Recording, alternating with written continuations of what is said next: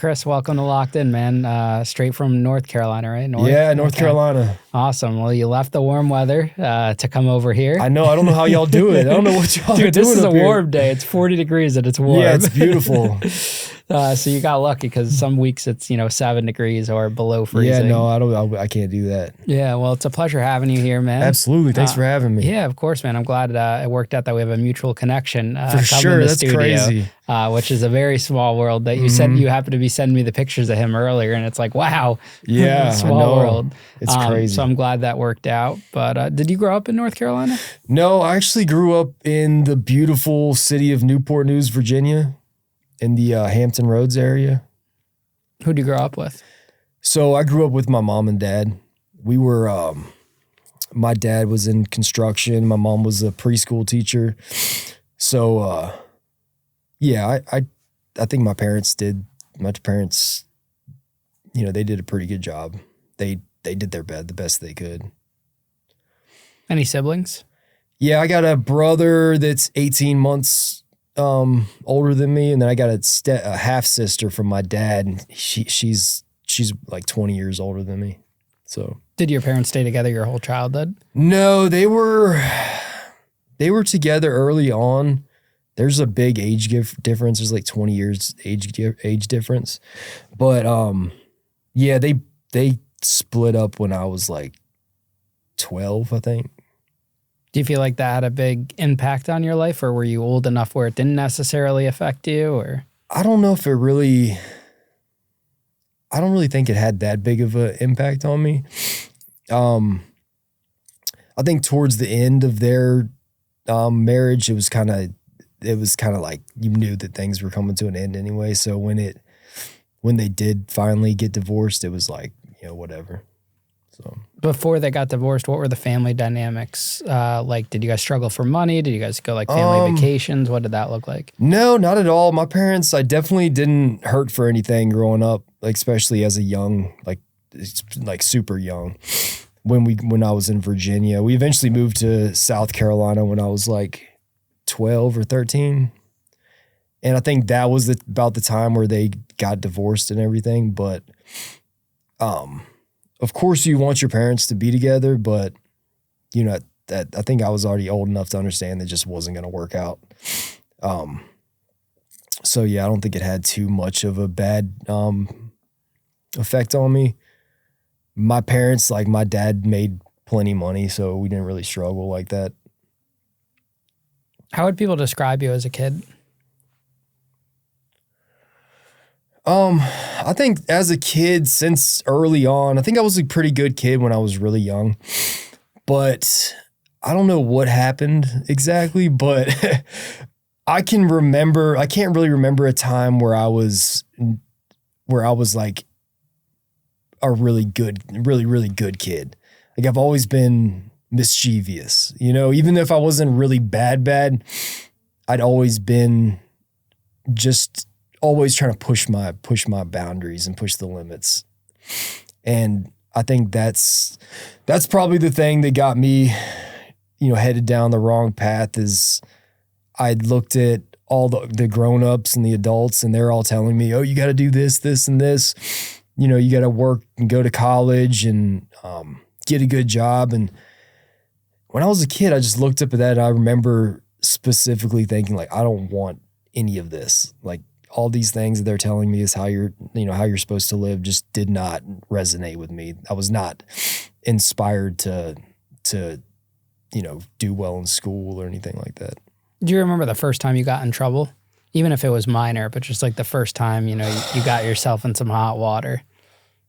Well, yeah, I think I can remember. So I had to been maybe, I know it was in elementary school, and I had this teacher that she was just a nasty lady, she was a very mean person, and nobody really liked her. And she was just, she just gave us a hard time all the time. And we had a field trip, and me and my best friend at the time, were walking around. We found some nails, and we decided we were going to put them under our tire. I think we must have been like what, 4th, 5th grade, and put nails under her tire. And good thing she saw him before she backed over him. But that was like probably the first time I ever really got in trouble. You guys got caught for it? Yeah. Wait, how did you get caught? I guess either she saw him or someone saw us put him under. We were little kids. Yeah. But besides that, like we ran around the neighborhood. We vandalized stuff. We were always just getting into stuff that we weren't supposed to. How was the neighborhood you grew up in? Was it like a good community? Or? Yeah, I think Newport News, Virginia's, some towns you got the pockets of bad that you gotta kind of look for. Like Newport News, Virginia is the city where you gotta really search high and low to find a decent part. The whole city's is not the greatest. But I think the neighborhood we lived in was pretty, it was pretty safe. Mom always told us not to, you can ride your bikes to the shopping center, but don't go past that. And of course, like we didn't listen. But yeah, I think the little area we in was wasn't too bad, but it was definitely a rough town. What were your friends like, and did you have a lot of them? Yeah, I had a lot of friends. So growing up when I was that age, all I wanted to do was skateboard.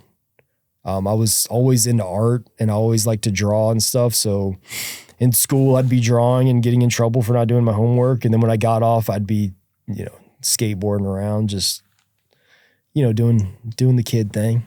Did you want to go to school for art or anything like that? Anything creative wise? Like college?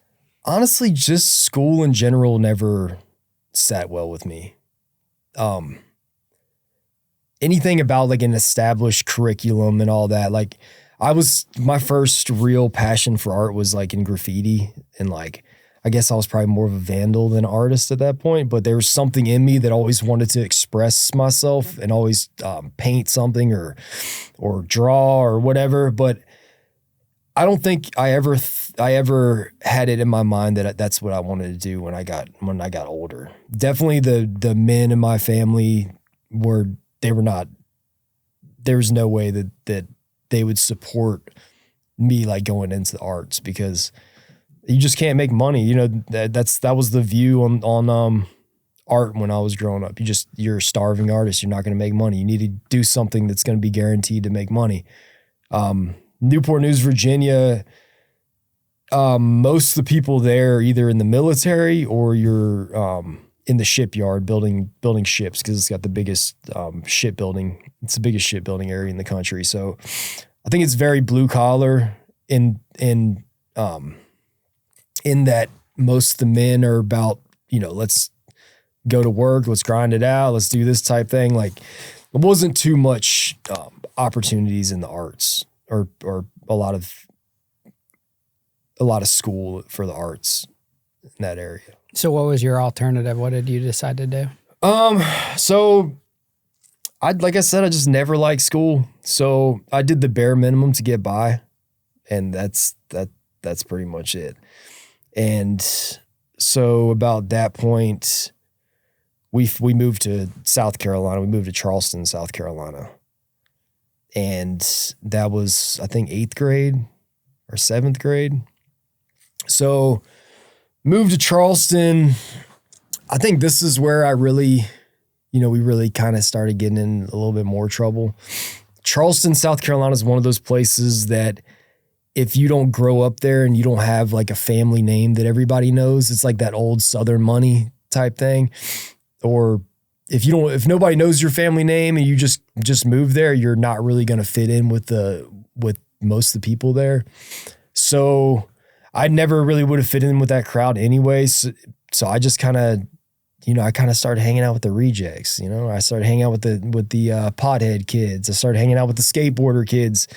And you know what? I loved it. I loved being in a city like that you could walk around and explore. There's endless things to do and endless ways to get in trouble. We used to, me and my friends just used to skateboard all over town. We get the homeless people to buy us beer, and that's pretty much what we did. We went to school as little as we could, and the rest of it, we were just pretty much free reign. I think at that point, my parents were so focused on their own lives and things that they had to do, and they were going through divorce and everything like that. They didn't really have too much time or attention to pay towards us. So we kind of just, did whatever we wanted. Do you think that's what you needed, like some extra supervision and care on you? I think if I had somebody that, and I definitely don't want to put this on my parents because they really did try to do, they tried so many different things to get me right, but I just wasn't receptive to any of the stuff.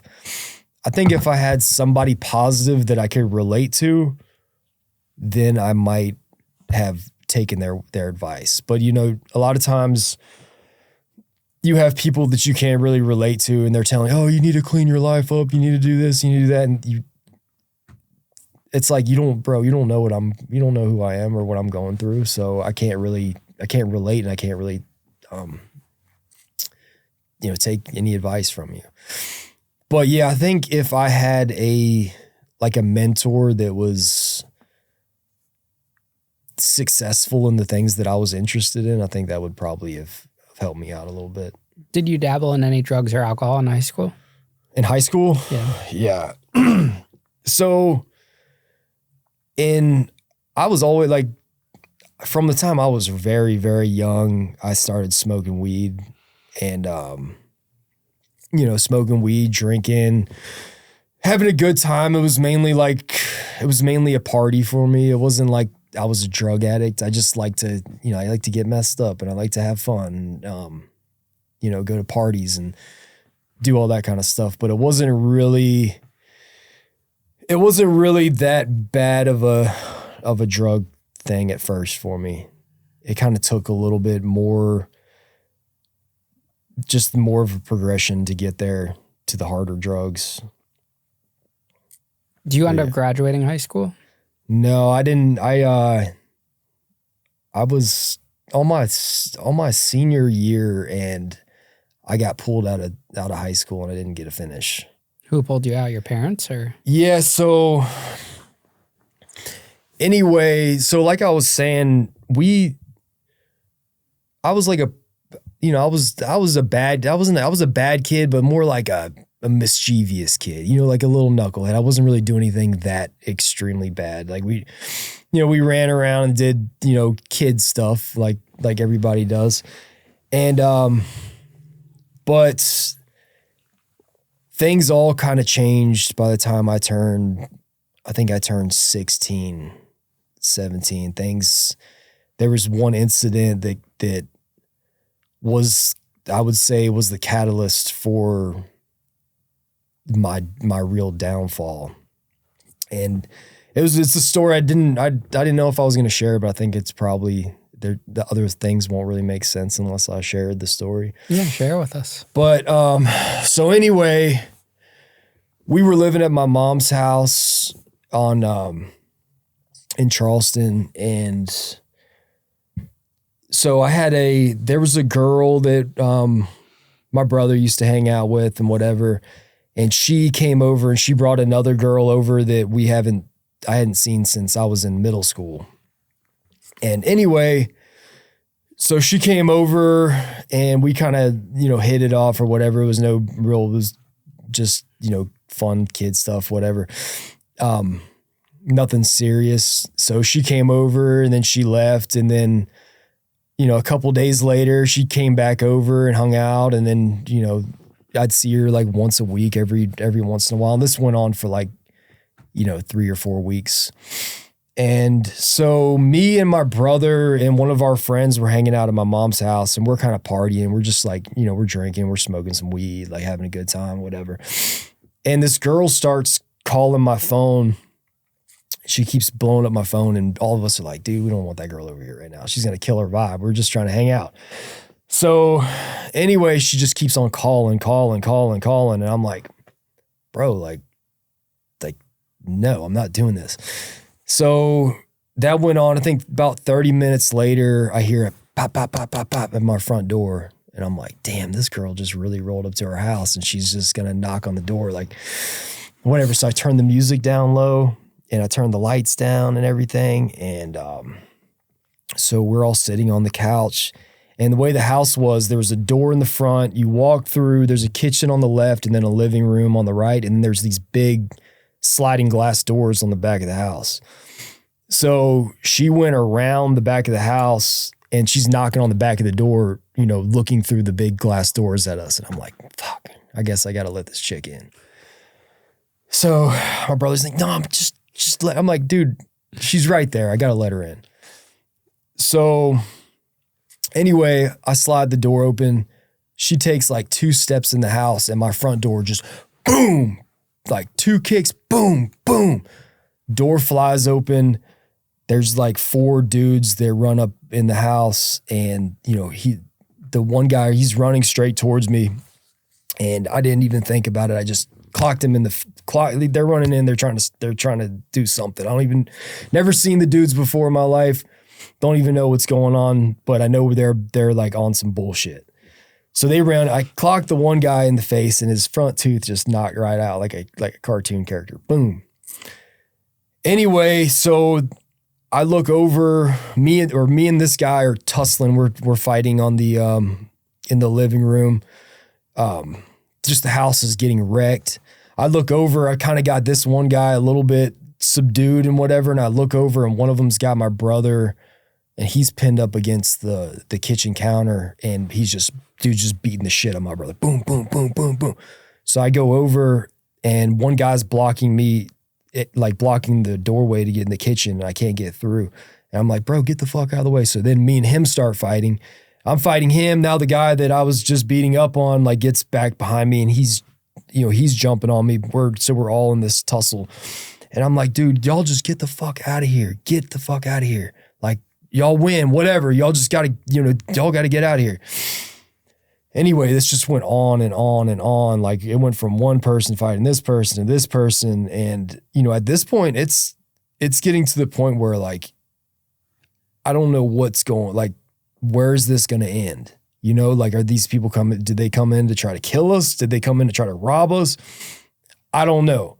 All I heard was when he came in, he was like, who is it? Where is he? So apparently he came in because that was the girl's like crazy boyfriend that was come chasing. They were still together? I guess. I didn't even know that she had a boyfriend. She certainly wasn't acting like she had a boyfriend. Anyway, so this is where things kind of took a turn for the worst. So one of them's got my brother, and I can't really see this, but this is what happened after I put the pieces together. But in a high intensity situation like that, you're trying to survive. It's 4 on 2 right now, and you're just trying to survive.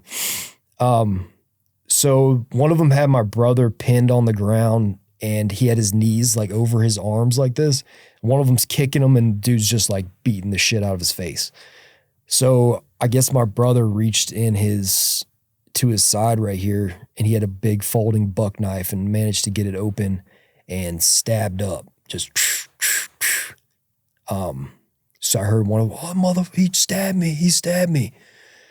So one of the kids gets up and he's like stumbling. I say kids, I think they were like 19. I was 16 and my brother was 18. Stumbling this way. I'm seeing all kinds of blood going on. The girl is in the bathroom and she's bleeding. I'm like, what in the fuck is, what the fuck just happened? So immediately my brother, in his face, he's like eyes swollen shut, like they beat him up real bad. So he gets on the phone. He's calling the law. He's like, listen, I need somebody down here. I need, like, these people just broke into my house and I think I killed one of them. And I'm like, what? What do you, like, what does that even mean? And so I remember I looked at the girl and she somehow got in the middle and got stabbed in the ass. In the ass? Yeah, and there was like a big old chunk of, like, I don't know if it was fat or coagulated blood or something, just like flopped out on the ground. It was a crazy ordeal. So at this point, I'm like, dude, I'm like trying to like, this just came out of nowhere. It's like me and you just sitting here and then all of a sudden this is happening. So anyway, I walk out front and I see one guy, he's he's holding his abdomen, just like trying to walk, but he's messed up. And the other two friends just hauled ass. Like everybody else hauled ass and like left their friend. So I get out to the end of the driveway and I'm kind of like holding I'm like, dude, like I see, at this point I see blue lights in the distance. I'm like, bro, just fucking like, are you good? He's like, like having trouble breathing and everything. And here come the cops. They're zooming up the street. Cop pulls up, puts his gun on me. I got blood on my hands. It just looks crazy. And this guy's obviously really hurt. So he pulls the gun and he's like, put your hands up, blah, blah, blah. So I put my hands up, and at this point, the kid fell down like on the side of the street, like rolled over on the side of the road. And I'm like, dude, like homeboy's hurt real bad. Like y'all need to like get you. And so they just his partner ran up to me, tackled me on the ground. I'm like, yo, like, let me explain the story. These people broke into my house. Like, I don't even know what's going on. I was like, but y'all need to help this kid. I'm telling you, he's hurt bad. So they handcuff me, throw me in the back of a police car. They go in the house, get my brother. I see him come out with handcuffs, and he goes in the back of another police car. And my view, I'm sitting in the back of the cop car, but I can see the kid on the road. And nobody's helping him. He's just sitting there like gurgling. So finally the cop, I'm like, yo, like an ambulance comes, and like the ambulance finally comes, and they're sitting there talking like nobody's even really checking on this kid. Finally they go over there to the kid and they grab him and like, try to do the little chest rub on him. And they're like, dude, this, like he's dead. He died? Yeah. So anyway, I remember, there's some times in life where shit happens and that right then forever life is not going to be the same, So even though this was obviously like a self-defense, like a home invasion, gone wrong, they get my brother's telling the story. They get the girl, she's telling the same story. Everybody's telling the same story. Like we're sitting here minding our business. She knew a little bit more than we knew, because she almost like set us up for this whole thing to happen. Yeah, because how would they know where you lived? All of that. Exactly. So I go down, they take me down to the station. I'm a minor at this point. I don't even think I was, I might've been 17. If not, I was about to turn 17. They take my brother, and like, I can't, I'm shocked. I'm shell shocked right now. Like I can't put two thoughts together. When something that traumatic happens, you're trying to process and you're just in a state of shock. Like what in the fuck just happened? So anyway, they let me go back with my mom and them, because my brother, was like, this is what happens. Then I'm the one that did it and whatever. So get back to the house. There's news crews. There's reporters out there. There's a helicopter flying around in the sky. All this stuff. The next morning, first thing on every news channel, one person murdered and two stabbed. And they had my brother's name on the news saying, he's, this man murdered this person and attempted murder on these other two people. And I'm like, dude, this is not what happened. Like murder is not the word to be used in this situation. But that's the messed up thing with media and with news. And when you're on the wrong side, they'll just to make a story, they will smash your name out to make you look so bad. And they had him on there looking like he was some kind of serial killer or something. So he sat in the county jail for about 45 days until they had this preliminary trial. And when that came up, he got clean and they let him go. Oh, so they cleared him. Yeah, they cleared him. Especially in like southern states like South Carolina, someone breaks into your house and they get killed, like it's self-defense. Yeah, I interviewed someone that got jammed up. His name's Chip Williamson. It was like he killed his ex-wife's new lover because he confronted him in his own home, and he ended up getting charged with murder. But then he later, this was I think in South Carolina, but he later got acquitted. Really? Before it never even went to a trial, but because of COVID and everything, it got dragged out for years. Yeah, so this guy, at this point, like I said before, like I was a mischievous kid, you know, I was doing whatever, but I wasn't like a bad kid. And like with the drugs and everything, I did drugs because they were fun at that point.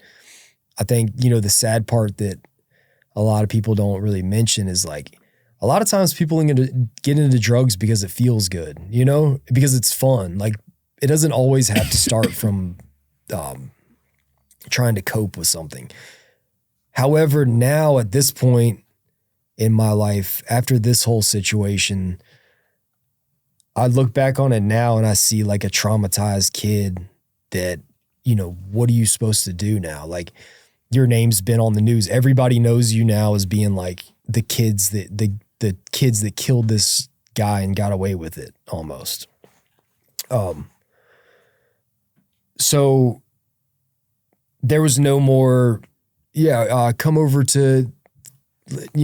we're having a party at my parents' house. There's none of that. We don't get invited to any functions or anything like that. We're kind of like pushed out to the outskirts of people. The only people that will really hang with us now are the like true bad kids and drug kids and, you know, that whole circle.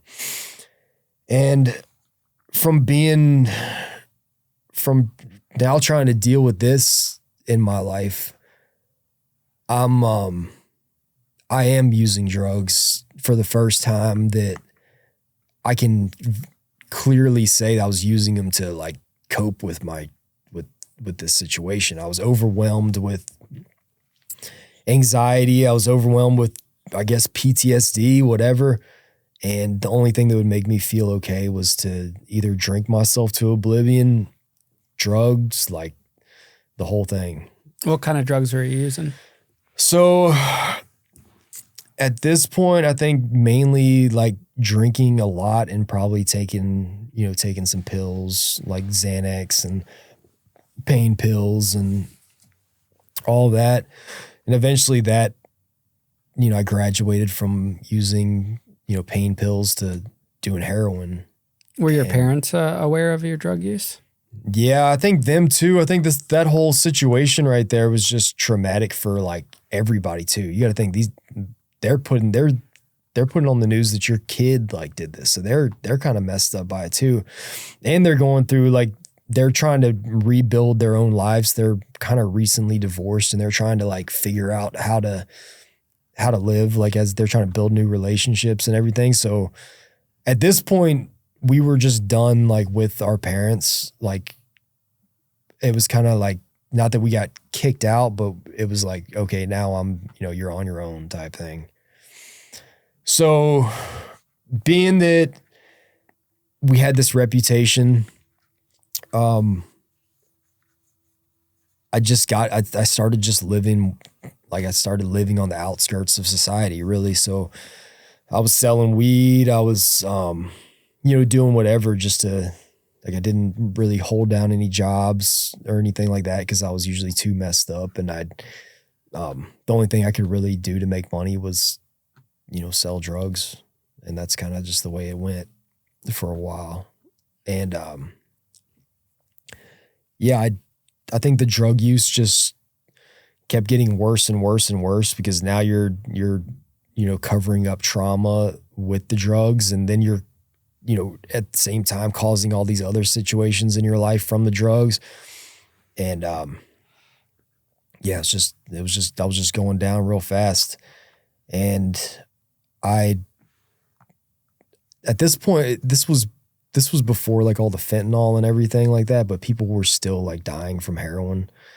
I overdosed and died 3 times, and I was just in so much pain. I didn't care if I was alive or I was dead. Like it didn't matter to me. I was just like, whatever, like life sucks and I don't really care what happens next. Did your brother experience something similar too, or what happened to him? Yeah, I think we both did, but I think he probably had it a lot worse because he was the main person that was, afflicted by this whole thing. And he went down the same path. He, got on drugs and everything. And I don't think that he ever, got any help or anything like that. But I think it was just a long journey of drug use.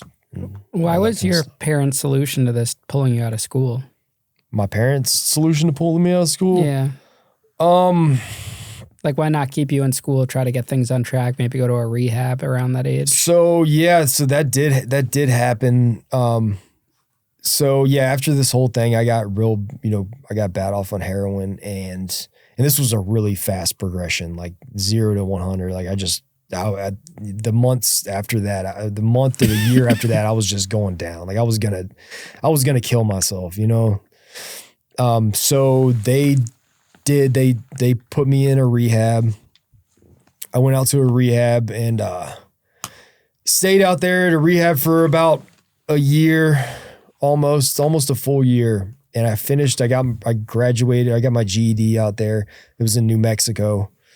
And yeah, I really did. At that point, I felt so much better after a year because there was therapy, there was groups, there was all this stuff.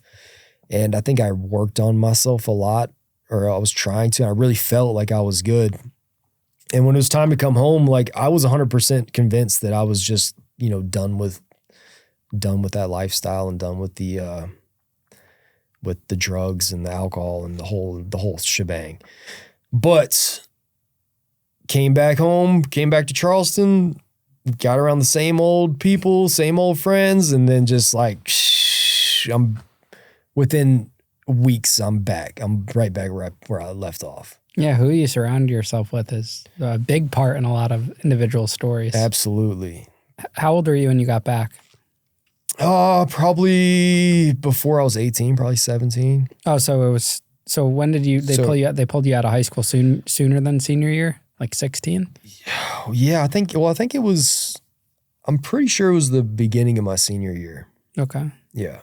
So probably like almost 17 or around there? Yeah, something like that. Okay. So you get back, do you go and live back with your parents, or do you get a job? No, I lived by myself. I got a place at a big house that was kind of close to the College of Charleston campus, and I was just renting a room in there. And at that point, I had a little job. I had a job like doing some construction stuff, and I was like making decent money and whatever. But I still like being at that. It was like a party house. It was like Animal House, and everybody would just. It was just a party all day long, every day. So you're one of those guys that wasn't at college, but lived on the college campus. Yeah, you could say that. So I was college age, and I probably looked like I could have been at the college, but I was not. And yeah, just me when I was that age, there's no way I'm gonna be at work at 5 o'clock in the morning. If I've been partying all night and doing whatever. So I guess it went from that to, you have a job, you're kind of stable, and then you lose the job, and then you're just kind of back wilding out again. So in the meantime, coming back, I got in a bunch of trouble like here and there, but nothing really stuck. I got like a assault charge because I got in a fight with my upstairs neighbor. I got a strong arm robbery charge because one of the friends of the kid that got killed, I was at someone's house and he came up behind me and tried to choke me from the back of a couch. So he came up behind the back of the couch and tried to choke me. And my girlfriend at the time jumped on his back and tried to claw his eyes out and all this crazy stuff. And then we got in a fight, and then he lost, and then she like ran his pockets and didn't say anything. And then, 2 days later, I'm going to jail for strong arm robbery because she, stole this dude's stuff. Anyway, that got dropped. Yeah, I think I got locked up for a DUI, like got my license taken away. it was just a constant. It was a constant trial. Like I never not had some kind of case looming over me. And where are your parents in all this? Have they given up on you? Yeah, I think they pretty much just, So coming back and failing from rehab was the final straw. And there was a couple, they're keeping everything in chronological order is really tough because there was a couple rehabs and there was a couple chances and there was a couple short stints in jail. Of course. Yeah. And then, at some point your parents have to be like, listen, I can't, just because you're ruining your life, I'm not going to ruin my life too. Like I've tried to do everything we can for you. But at this point, like, I'm sorry, I think they literally tried to do everything in the world for me. And you can lead a horse to water, but you can't make him drink. Absolutely. And I don't think, like looking back on it, I don't think that when I was living that, I understood like trauma and, the drug use being a symptom of PTSD and all this anxiety and everything. But, yeah, I think as I've gotten older, I've kind of like trying to figure out why things went the way that they did. But, I don't know where I was going with that. So share with us what exactly happened that would land you in prison. Okay, so... And then how old you were. Okay, so let's fast forward this. So I went a couple years like this,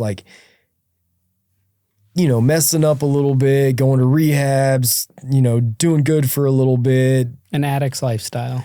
Yeah, going back, doing the right thing, going back to jail. Like it was just this constant like roller coaster.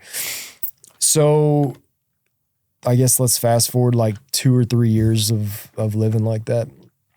So now I'm 21. Same old thing. At this point, I'm just at a low point. Like I don't really give a shit. I'm like doing lots of drugs. Like I'm drinking all the time. And I had 2 friends that we, that I hung out with, and we were broke. We didn't have any money. And then someone told us, hey, listen, I got a way you can make some money. Like I know some people that are, going to be coming into town, and, they're girls, they went up to Columbia, South Carolina. They picked up a little pack and they're coming back. So when they come back, it's going to be an easy thing. Just go ahead and do your thing and get them. Like rob them. Yeah. So they put us, through the grapevine. They kind of got put up to this and hit the first one. Don't really think anything of it. We hit them. There's like nothing that we were looking for in their car. Like we didn't get shit. We probably got probably less than $100. And that wasn't enough. So then we kind of went on a spree of armed robberies.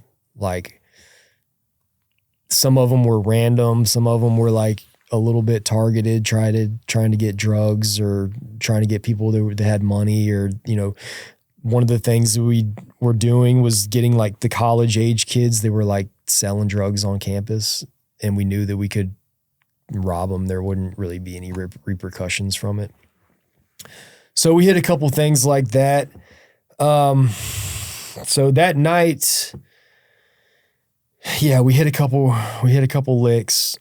And afterwards, like when we did it, I had sunglasses on, I had a bandana, I had gloves on, like I was full disguised up. We got the money.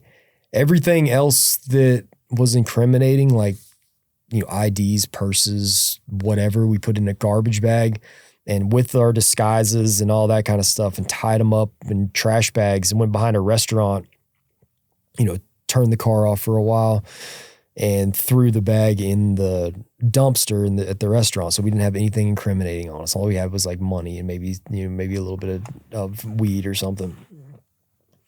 So about an hour later, we're pulled up at a convenience store going in to get some beers. And all 3 of us went in the store. I'm the first one out. I'm walking towards the car. Cop car pulls up behind me, blue lights. I'm like, oh shit. But I'm like, dude, I've got nothing on me. There's no way for me to get in trouble. Like there's nothing to link me to anything. I have nothing on me. So I'm held at not at gunpoint, but he just like detained. He's like, just wait right here. Here comes my friend. He comes out the store. He's like, yo, come on over here. And they separated us. They put me in the back of a cop car. They put him in the back of another cop car, and they're kind of talking to us. And I'm like, dude, like, I don't, like that, they're saying like, have you heard of any robberies that have gone around town? I'm like, no, I got nothing. Like, I don't know what you're talking about. So I'm feeling like we might skate on this. And I look over, and the third party was a girl. The third person there was a girl, and she was the driver for us. She's coming out the corner store there, and one of the cops, she's like standing there for a second, and then she walks towards us, and one of the cops like goes over there, hey, do you know these guys? She's like, oh yeah, that's my car. And I'm seeing her talking like to the cop, and the cop starts grilling her, and another one comes over and starts grilling her, and I see tears start coming down her face. I say, oh shit. It's over now, buddy. So she gets in the back of the cop car and takes them back to the dumpster where we threw away all the incriminating shit. You guys should have burned it. Dude, we were not thinking that much. Obviously. It was not enough to throw it in a dumpster. Yeah, exactly. These were not well thought out, planned out robberies. These were just like spur of the moment. We just need a little bit of whatever. What was the time frame? Like, how was it? Days apart, hours apart, weeks apart? This was all the same. All the same day that you guys hit this? Yeah. So you robbed the same girls on the same day too? Yeah. Okay. It was a progression. Like, I think it took us like, a couple hours, but we hit this spot. Honestly, didn't get any like anything serious, like money wise. And for weapons, you said it was armed. Would you have guns, knives, bats? We both had a gun. Okay. So yeah, the girl took them back to the dumpster where we threw away all of our incriminating things, guns, the gloves, the disguises, the IDs. Like, so at this point, like, there's nothing I'm dead. Like, it's over with. I didn't really know what was happening at the time, but this is what's getting explained to me a couple of days later by my lawyer. The other kid I was with, I'm sitting in jail. I'm like, I'm gonna tell, I ain't saying shit. I'm gonna tough this out.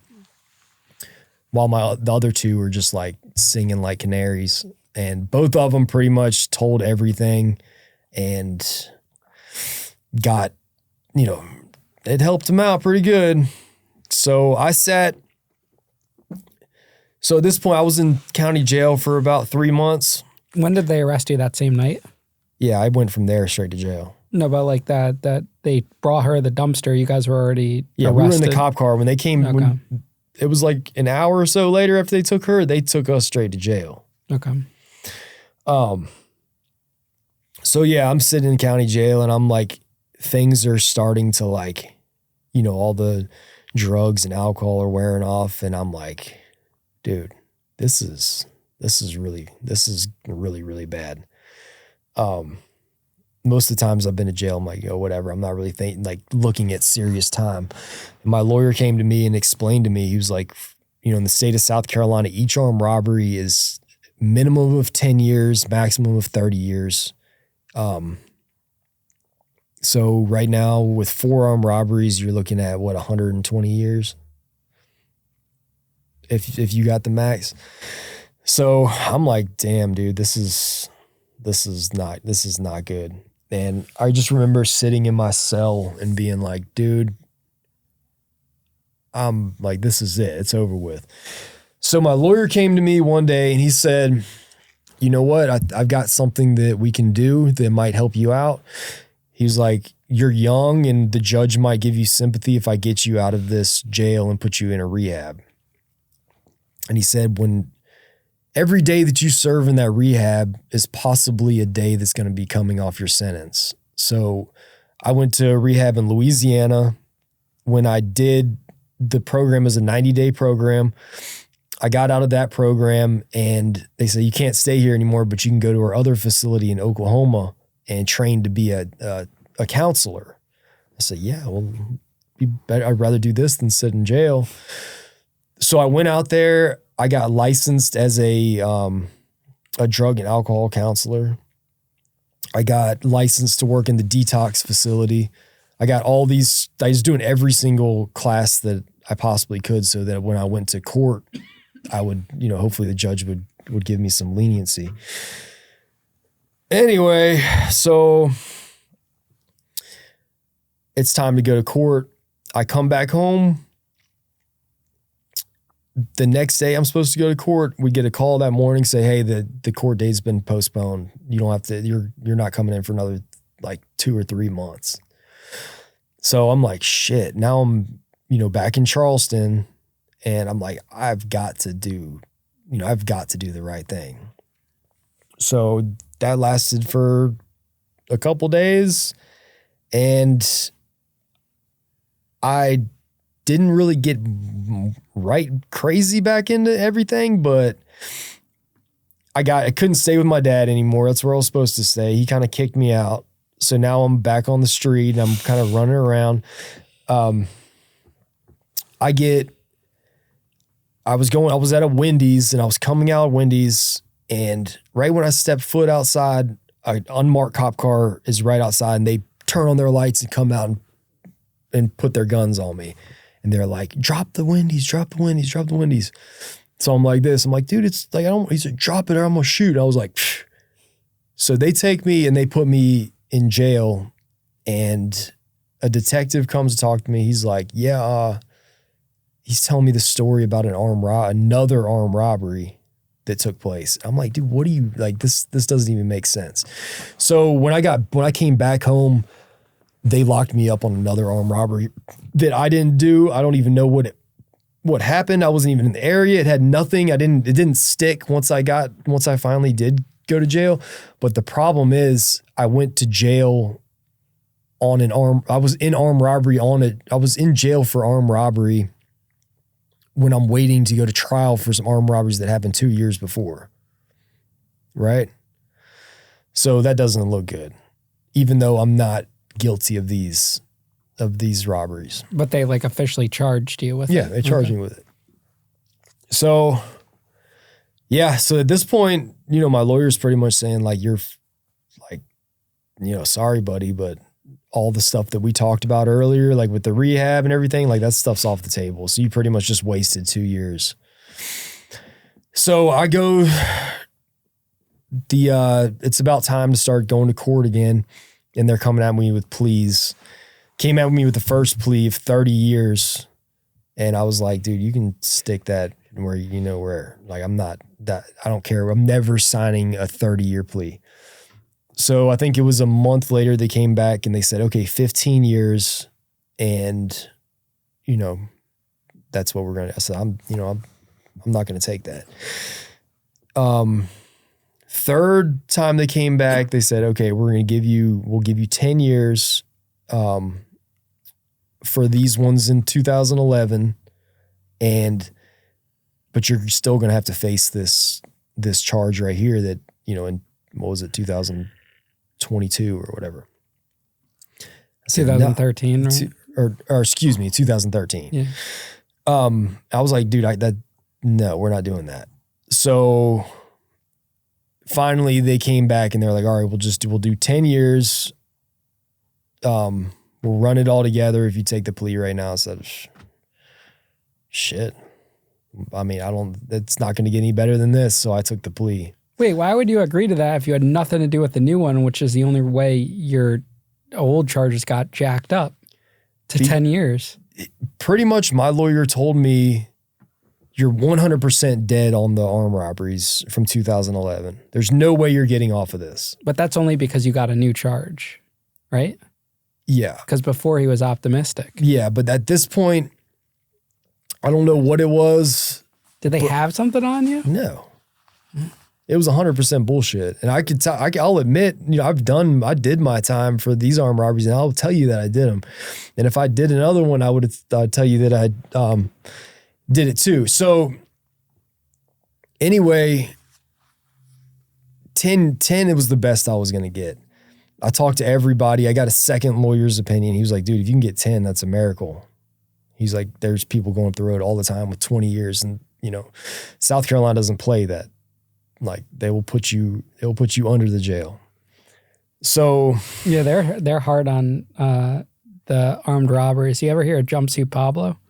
Mm-hmm. He got booked in South Carolina for armed robberies his first time. Really? He robbed a couple gas stations, but like in the same night, and he got 10 years. Really? He was 18 or 19. Yeah. They don't play. Were you hanging out with those individuals that committed the so-called third robbery or whatever, or second robbery? With the one from the couple years later? Yeah. Like, how did they tie you to it? Someone must have said something. It was 100% bullshit. Really, what it was, I was supposed to be gone at this rehab and whatever, and I came back to go to court, and they pushed my date back. I'm not trying to get all tinfoil hat conspiracy theories because I don't think I'm that important, but I do believe that they wanted me to go to prison. And whether it was from all these other things or whatever, but they wanted me to go. So I think that somebody had to go down for this shit, and it was easier just to put it all on me. And there's times in your life where that this is the best thing that I can do is take this plea. And I kicked myself in the ass for it for years after that because I thought that maybe I could have gotten something better. But at the time, I felt like taking the 10 years was the best that I could do. How do you feel now about that? Well, I mean, I look back on it now and it's kind of water under the bridge. Like, yeah, I spent my entire 20s in prison, you can say. I spent from 21 to 31 if you count the 2 years in rehab. So, yeah, it took a lot of my life away, but I think that that's the only thing that I was out of control. There was nothing that was gonna fix me except for like facing some serious consequences. And that's just what happened. That's what had to be. It had to be. I was at the end of the road. I was just like, this has got to be over with. And I think foolishly so at this point I'm 23, you don't really know how long and what you're about to sign up. You don't know what you're really signing yourself up for going to prison for this amount of time. Like you don't really know. And, yeah, so that's what it was. So you take the 10 years, where do they send you? Yeah, so I take the 10 years.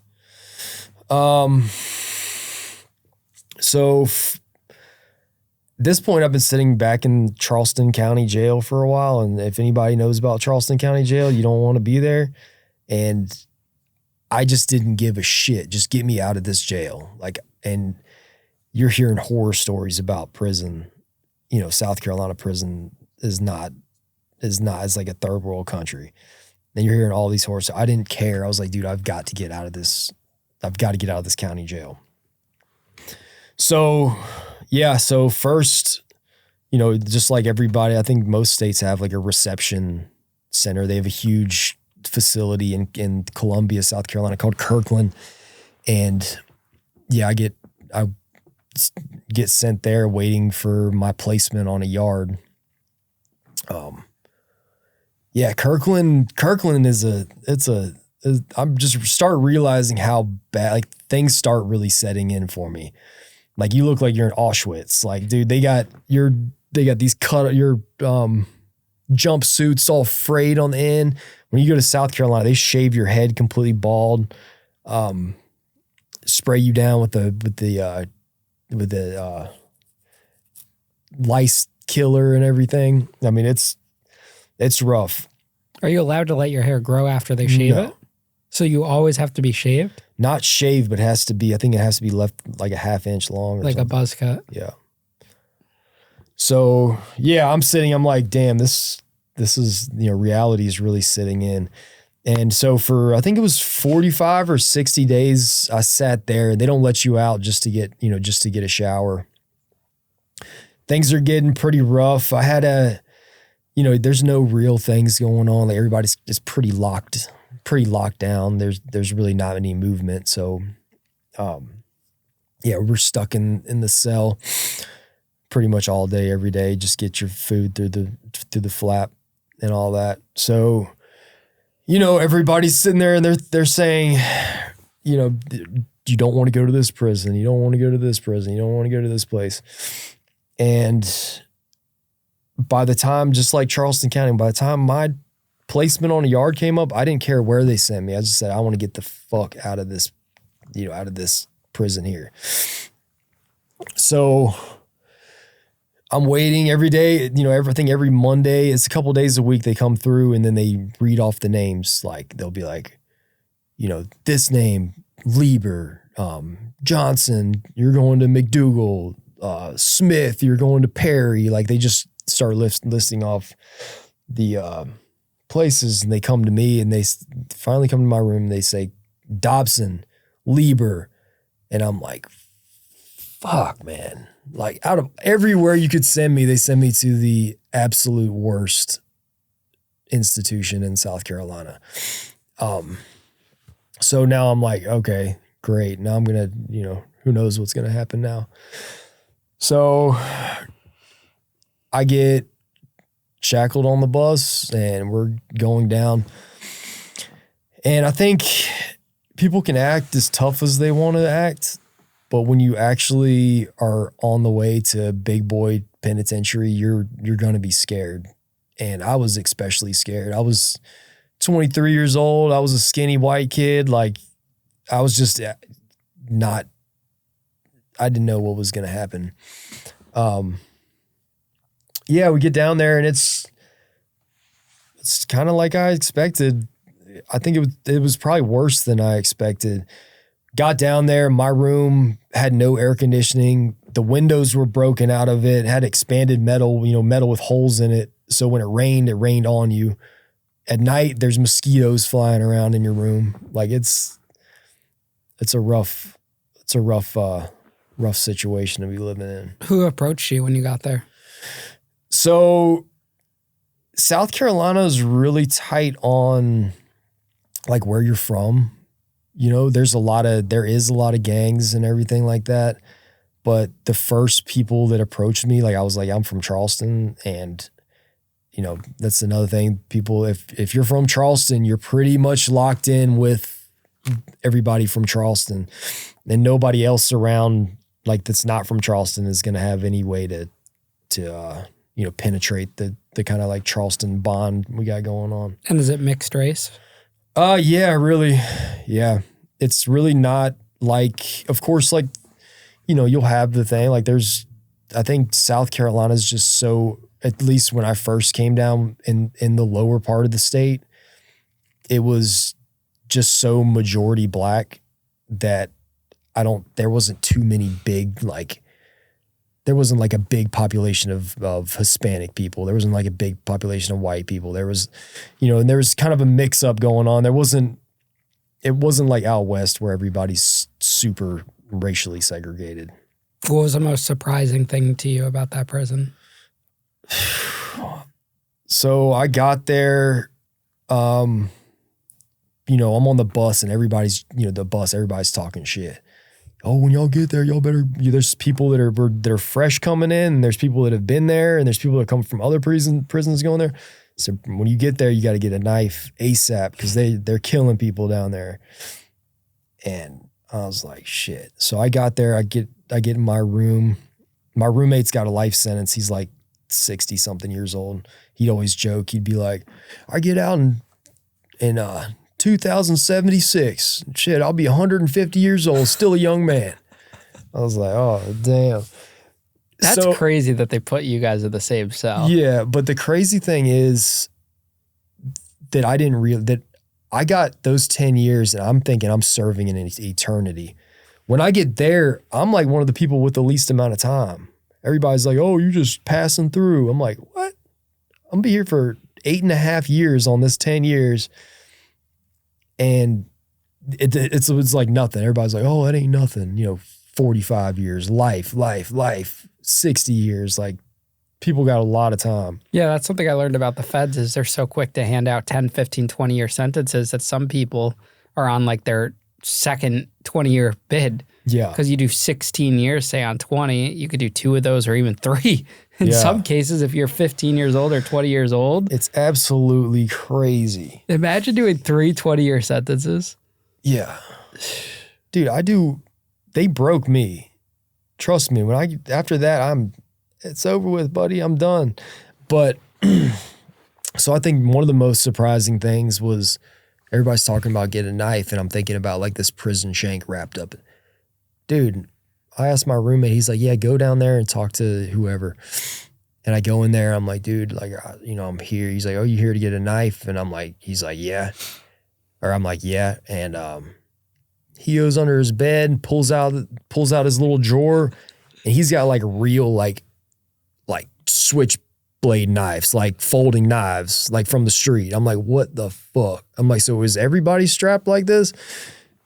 So everybody's strapped like that. They got people with things looking like machetes walking around. I'm like, dude, this is not good. So anyway, luckily for me, because my time was going down, I got reclassified to a medium security. So it was like level 2, and that was I was originally on level 3 and then level 2. So I got moved to a little bit chiller of a place, and I was there for a while. Did you ever have to use that knife at that first place? No, but I did. So, man. Anyway, no, this was at the second place.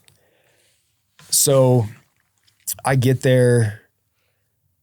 The thing about like a serious prison like that, people aren't really playing around as much as they do when you get like lower custodies. When you're in a bigger prison like that it's not like a fight. People aren't going to go outside and fight. It's going to be like, if you mess up, like you're playing with your life. Like, people really are getting stabbed to death and stuff. So, but I get to the lower place, and then that's almost like worse than the more security place, because if you stay in your lane, you're pretty good. You're not really going to get, people aren't really going to just single you out. Like, you're minding your own business. You're kind of fine. Like, everybody's there to doing long stints of time, and everybody's, for the most part, are pretty chill. You get to the lower custody places, like, it seems like you got a bunch of younger, just like knucklehead kids just doing whatever. So I got there. I could tell that I was being kind of scoped out. So my roommate was like, dude, they're like, I'm telling you right now that you got eyes on you. So don't be getting a bunch of canteen and all that kind of stuff. And, just me, I said, fuck it. Like, I'm just going to go get my bag of canteen. So I got it, put it in my room, came back out, and I'm watching, and there's people like kind of circling around, like acting scared. I'm like, dude, I'm not, like, I wasn't born yesterday. I know what's going on. So I walked back to my room, and like everybody kind of like just walks off, whatever. And I came back out, and I see them send this little tiny dude in my room, like this little skinny dude. Cause that's like what they do with these bigger prison gangs. They'll take the youngest, weakest kid and then make them be the crash dummy to do send off mission. Yeah. So he goes in there, and I get up and haul ass, and I go in the room and slam the door behind me. So it's just me, and when you slam the door locks. So it's just me and this little skinny ass dude in there. And I just wore his ass out. You know what I mean? Blocked off everybody else, and kind of thought that was a good idea, but it turns out that wasn't a good idea, because people really can't take a loss. And I think it's a bigger loss when you're like trying to be part of some gang, and some like some skinny white dude just beats the shit out of you in your cell. Like, it's not a good look. So that kind of spurred things off to where, I had a little bit of problems, but it kind of got squashed and whatever. How did it get squashed? Well, we had all that, all that kind of going on, and then it stirs up this whole hornet's nest. And then you got to, there's a lot of people that like to get to be, there's a lot of people that like to be involved in shit they shouldn't really be involved in. And I think that's a big difference between like somewhere like South Carolina and somewhere like California, which doesn't make it any less dangerous, but you have it's like the blind leading the blind. There's no like real structure. It's like everybody's just winging it almost. So yeah, they're trying to stir some shit up. Then you have like the Charleston crew, and they're all like, nah, y'all ain't gonna just jump my boy like that. So we all, a bunch of talk and a bunch of just bullshit, and eventually nothing ever really became of it. So how did you spend the bulk of your time in those years in prison? Were you trying to better yourself? Were you getting into more trouble? What was kind of your mindset? Yeah, so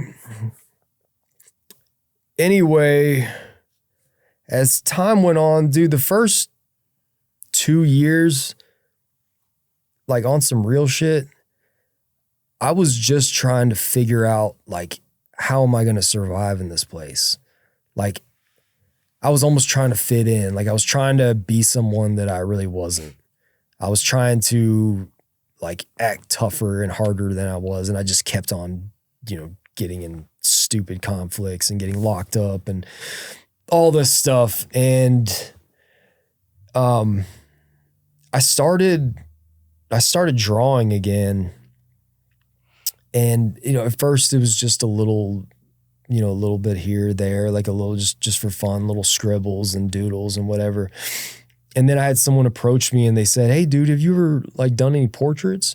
And like, I'm pretty good at drawing portraits. So I was like, yeah.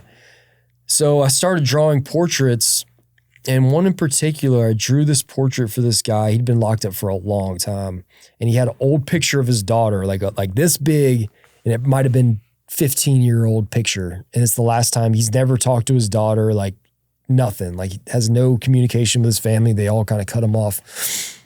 Anyway, I was like, yeah, dude, I can give it my best try.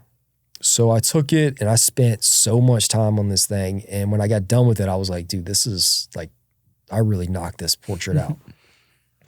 So I give it to him. He sends it back home. And like a month later, he comes back to me. Dude, this dude's like tattoos all over his face, just looks like thugged out. Fucking comes in, he's like, dude, I need to talk to you. Fucking he starts crying. He's like, bro, like, I got my daughter coming up here to visit me, and at the end of the month or whatever. He's like, I sent that portrait home and everybody's been talking about it. And he's like, dude, I've had all kinds of letters come in. He's like, so getting me to do that portrait for him made such an impact in his life. Like, I was like, dude, this is actually pretty cool. And then all of a sudden I'm doing drawings, and then all these people are looking at him like, dude, like, you're starting to get some respect for things that actually mean something. All this stuff, the fighting and the shit that you did on the street, it's bullshit. It doesn't hold any weight. There's nothing, anybody can do that. Anybody can be a knucklehead. Anybody can sell drugs. Anybody can fight. Anybody can stab people. Like, it doesn't take these are all empty things. At this point, I felt like I was starting to have something to be a little bit proud of. Like, I had something that was valuable to people, and I was starting to get respect from people that was actually meaningful. So after drawing, that was like my hustle for a while. I draw portraits. I make a little money on it. How much would you charge for a portrait? Oh, it's hard to remember, but not a whole lot. Like back, in prison, like $20 is like a lot of money. So I was probably getting like $20-$30 or something. Did you do cards too? I think at first I used to do cards. Like back in the day, I just had like a little hustle doing that. But yeah, I started doing portraits. really started spending all my time drawing. And something something was like, I was nurturing something like within my soul. When I'd sit down and draw, I'd get like an escape. I'd sit there and for hours would pass and I wouldn't even think about being in prison. All I would think about is doing these pictures. And then I was feeling a little bit better about myself because I felt like I had something to offer. Yeah, and this went on for a while. I did that for probably 6 months or so. And everybody, you know, if you can draw in prison, everybody's going to come up to you and be like, dude, you do tattoos? And I had a couple little like kids in the dorm, like, or younger dudes in the dorm that would let me kind of practice on them and stuff. And practice tattooing? Yeah. And they would be, you know, I'd be like, dude, don't tell anybody because I don't want to, like, this is just on the low. Like, really did it to pass the time. Didn't really do it to make money. I didn't really see it like that. It was just cool. Like, it was like, damn, you know, we're doing some tattoos, we're passing time, like we're, you know, doing the thing. It was just a fun way to pass the time. So the word started getting out. Like, you know, people would walk by and say, oh, that's the tattoo man. Let me see that. And because I've gotten my drawing up to a pretty high level, that was translating into my tattoos. And pretty soon I was getting decent, but I needed to, there's things I just couldn't figure out by myself. And there was a guy across the yard who was like infamous in the Department of Corrections for his tattoos. Like, if you saw you saw someone tatted up with the best work, you'd be like, yeah, that's the dude. So I kind of got my balls up to go approach him at one point. He was on, you know, we were on yard or whatever.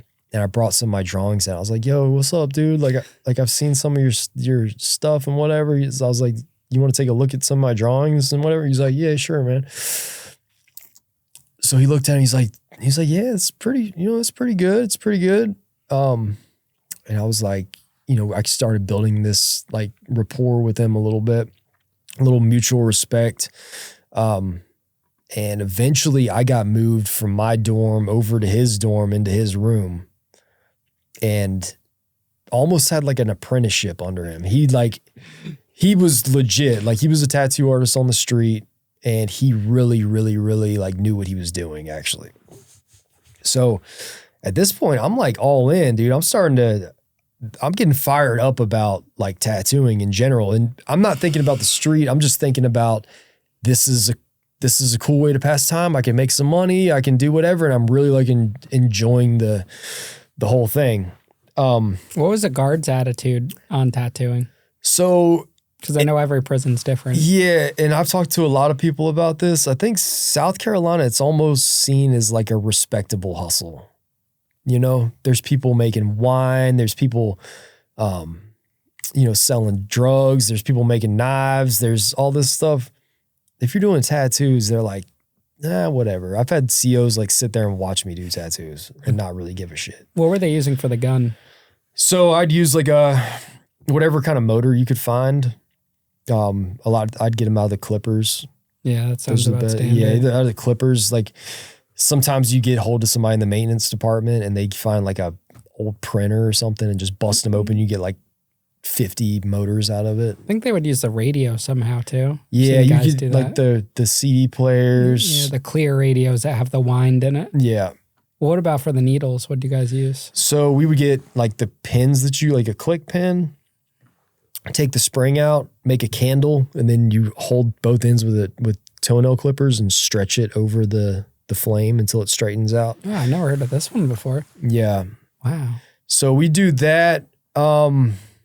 Me and him got to the point where we would have like we'd have like crash dummies of our own. They were making like, they're burning the soot for the ink, making the needles, like collecting all the motors. And then we'd have them like hoarding motors and stuff. So if we did get shook down and they took our stuff, if they shook you down and South Carolina finds your tattoo shit, they'll take it and then give you like some minor charge. You might lose like your phone privileges for a couple weeks or something. It's very like nobody really cares. What do you think was the most common tattoo people would ask you to do in there? The most common tattoo? Yeah. Loyalty. The words loyalty? Yes.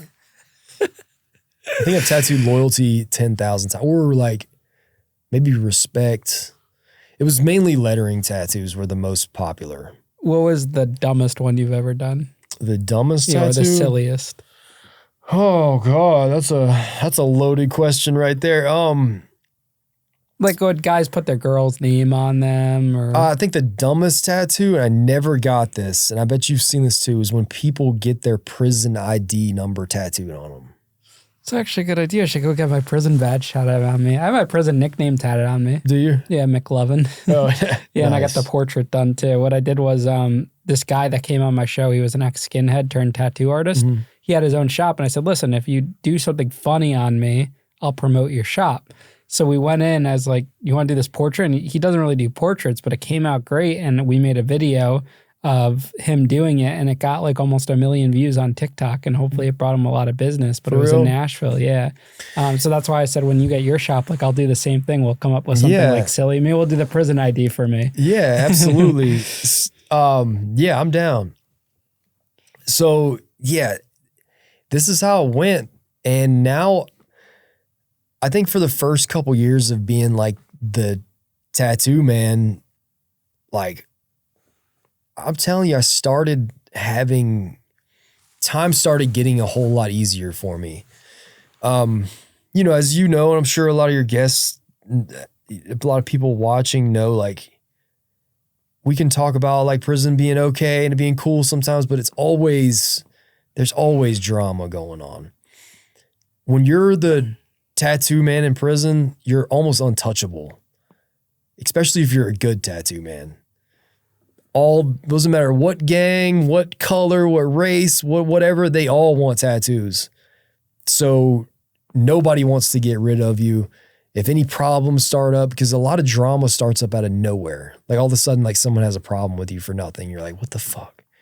Like I remember one time I was smoking a cigarette in this person's room, and the ash fell like off my cigarette and went into his roommate's shower shoe, and I didn't even see it.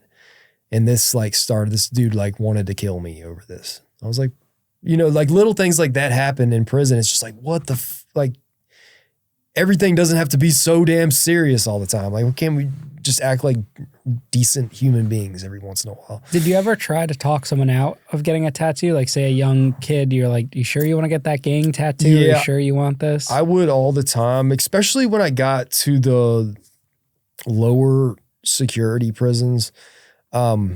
First of all, I tried not to do like face or hand tattoos. Not really because I cared about what, you know, I was trying to protect them, but just, I don't want somebody walking around with a brand new face that just draws too much attention. But yeah, so I quit doing, towards the end, I quit doing anything gang related. Like in prison, that seems to be a lot of what people want, but if it's something that was obviously gang related, I'm just not doing it anymore. And they were okay with that? Yeah, it's just too much. It was too much drama, like too much heat. You know, like I tattooed a gang symbol on somebody, and then they went back, and apparently the gang that they were part of had a giant problem with a white person tattooing this gang symbol on them, and it was like this huge thing. And I was like, dude, all right, I'm done. There's no more. I'm not doing that anymore. It's over with. Did anyone ever ask for a refund or say it came out wrong or anything like that? No. No bad experiences. Mm-hmm. What was the price? What were you charging people? Well, so to answer your question, that's why it was good for me to almost apprentice under this guy, because this guy's been around for a long time. Yeah. He was like, dude, never, when you get tattooed, they pay you before you even put the stencil on, before anything. He said, money on the wood, you take it, and then I'll take your canteen and I'll put it in my locker, like, and it's over with. Like, there's no nothing, because it's prison, man. I think a lot of good people, are in prison, but there's also a lot of shit people in there. And that's just the cold, hard truth. Like, there's people that are going to be constantly trying to extort and manipulate and run game and all this stuff. And yeah, to nip that in the bud. If you don't have the money, like. Was it one set price or different prices depending on the size? So it went down. So eventually I went till I was $100 a day. That was my rate, which is pretty good. Pretty cheap for tattoos. Yeah, pretty cheap for tattoos on the street, but pretty good for tattoos in prison. And are they paying you cash, like cash app So or at this anything? pay, I'm getting paid. At that point, they had green dots. I don't know if you remember those, but it's like a prepaid card that your people can have on the street, and then their people on the street can get like a number. It's like before Cash App and all that kind of stuff. But would you have to do that over like a contraband phone or something? Yeah. To communicate? I had a cell phone for the last 5 years. I was locked up. It makes time go a lot easier. They should just give everyone cell phones. I know. Well, to me, some things are worth the risk. I knew when you're locked up all that time, the easiest way to get institutionalized is, bro, you're sitting back there. All you see is this prison world. And sometimes that's the easiest way to go because you don't have to think too much about the street. But when I got that phone, I made an Instagram and I started taking pictures of my tattoos and I started taking pictures of my drawings, and very inconspicuously, I would post them on Instagram. And by the time I came home, I had like 10,000 followers on Instagram. Wow. You know, and I was able to reach out to a lot of tattoo shops on the street, and I've had 3 jobs lined up at the best tattoo shops in town from me showing my pictures to these people. None of them knew that I was in prison showing the pictures of the tattoos. Was it hard to adjust to like the equipment on the street versus in prison? No. So this is another crazy thing. A couple years before I came home, like, this is how it works in South Carolina. If you got the money and you can pay somebody to do it, you can have whatever you want. So the last couple years, I had a full street set up. I had real ink. I had ink caps. I had, I had a pen machine with the cartridges and everything. So I was already good. How much did that cost you? Probably a couple grand, right? Yeah, well, I guess it was first I got street needles. I got needles, then I'd make like the tubes and stuff. And then I get the tubes, and then I'd be like, dude, I just wish I had a big bottle of ink. Then I get the ink. And then, I just acquire all these things. So eventually I had everything. How much money did you leave prison with? Saved up? From your hustle. Yeah, I think I had like almost 40 grand in my bank account. Holy shit. Yeah. That's incredible. Yeah. I was hustling for a long time. I was hustling. I was doing tattoos for 6 years, probably straight before I came home. Good for you, man. So, and there was that, and there was other things that you can make money off of, whatever. But my goal at that point in my life, dude, like when I was saying I sent that portrait home to the guy, and I started getting this feeling of being like I'm being, I'm starting to become somebody. I'm starting to actually stand on something. Like, it's not a bunch of bullshit. Like, I feel like the whole reason I went down this crazy path as a kid is because I had no direction. I realized that art and tattooing was that's what I do. That's was my calling. So I put my all into it. Like, all I did was draw and do tattoos. And eventually I especially after having a phone and reaching out to some people on the street, I realized that I could do this when I came home, and it could be a job that I love to do. I can make as much money as I want. It's going to be something that I can do forever. And right now I have all these years and all this time, and I've got no distractions. I need to sit down, and when I get out, I can be better than 90% of the tattoo artists on the street. And, I was concerned when I was getting close to getting out. I was concerned if I was actually going to be able to get a job. So like I said, I think it was about 2 weeks close to when I was getting out, and I reached out to the shops that I was talking to. I said, yo, I got something to tell you. And he's like, what? I was like, dude, I'm in prison. The one guy was like, shut up, man. What are you even talking about? I was like, nah, for real. I was like, shut the fuck up. And I took a selfie of me like next to the prison toilet. He's like, oh, damn, there's no way. And yeah, so I was just prepared. The whole time I was preparing for what I was going to do when I came home. Like I had to do this because, dude, you know, it's a crazy story, but one thing I want to touch on is that I don't think people, you know, people hear these crazy prison stories and they hear all this stuff, but the majority of being in prison is like a mental torture for me, especially. You don't have anything. Everything you have has been taken away. You're watching your friends on the street get married and having kids and doing whatever, and you're just stuck back here.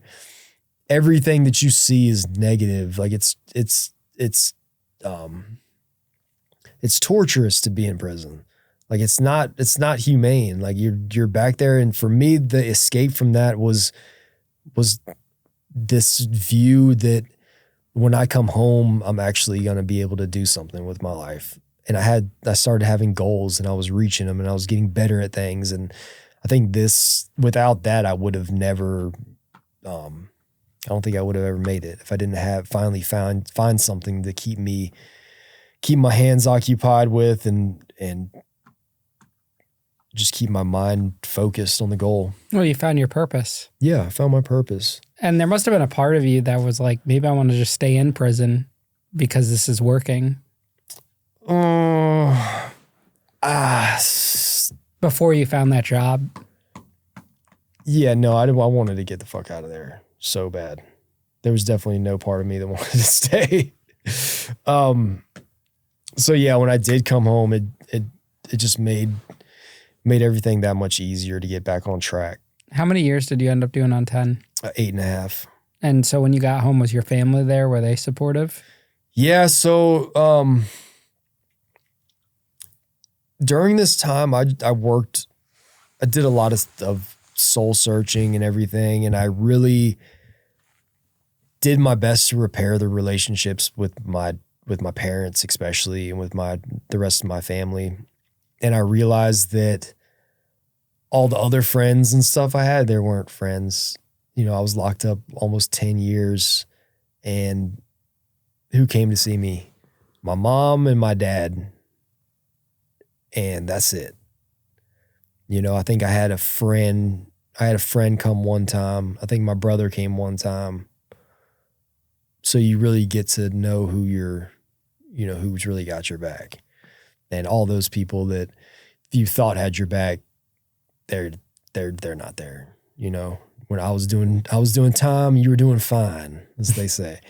But so when I came home, my dad had moved to Florida.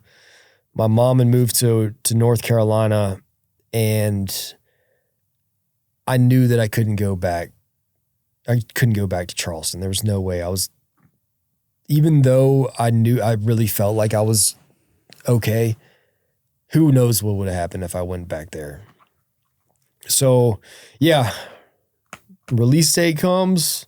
I have everything set up. I've been working my ass off this whole time. I'm feeling good. I'm also nervous. And then it's time to walk out those doors. And, you know, my mom picked me up. It's just a crazy experience coming home. Just the feeling of all you've seen is gray walls and heavy doors and all this shit. We were all the way in the upstate of South Carolina, and she lives all the way on the beach in North Carolina. So it was like a 6-hour drive or something. Stopping at gas stations, just like overwhelmed by all the things. Got back to my mom's house, and I remember, I'll never forget this. When I grabbed the door to open it, I felt like I almost ripped the door off the hinges because I haven't touched a regular door in so long. Every door was these heavy steel doors. I grabbed it and I felt like I was going to pull it, like ripped it straight off the hinges. It's like, what the hell? And I got in her house, and I'll never forget the sensation of walking on like a wooden floor, because I've had nothing but concrete under my feet for almost 10 years.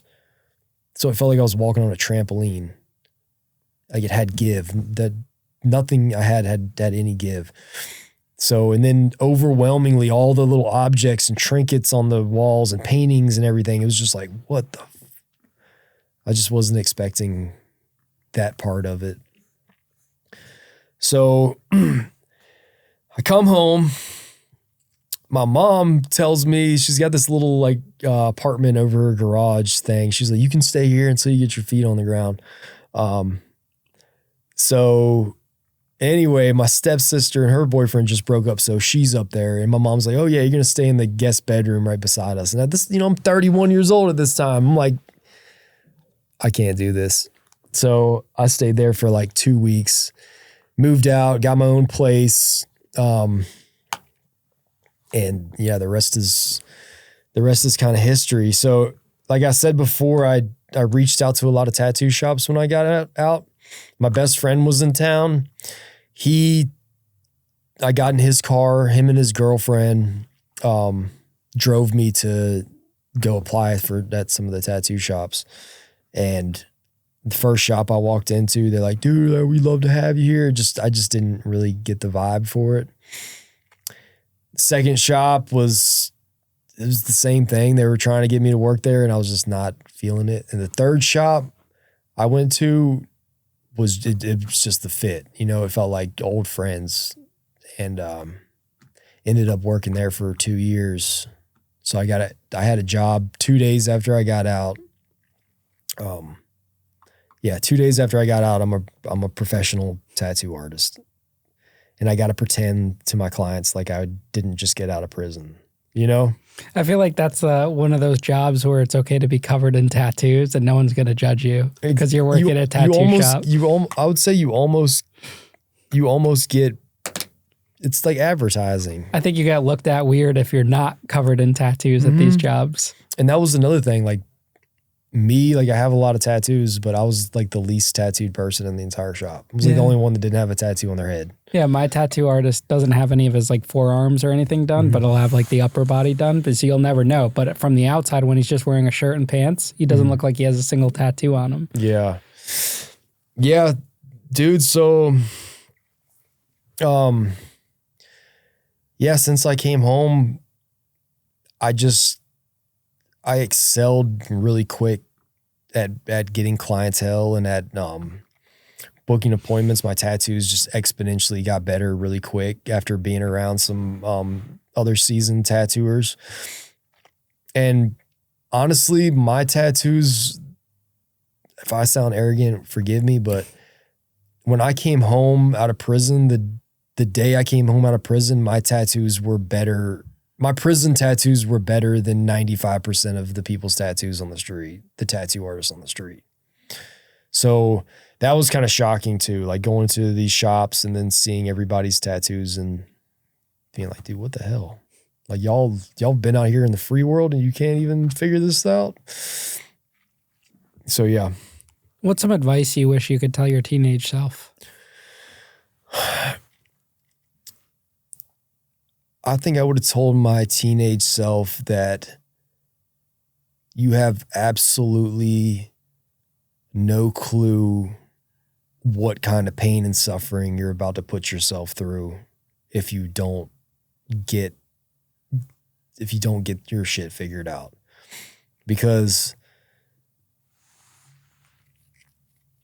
I think we're all good and we all figure out ways to cope and whatever, but being in prison for that long, it does something to you. Like it takes a toll on you.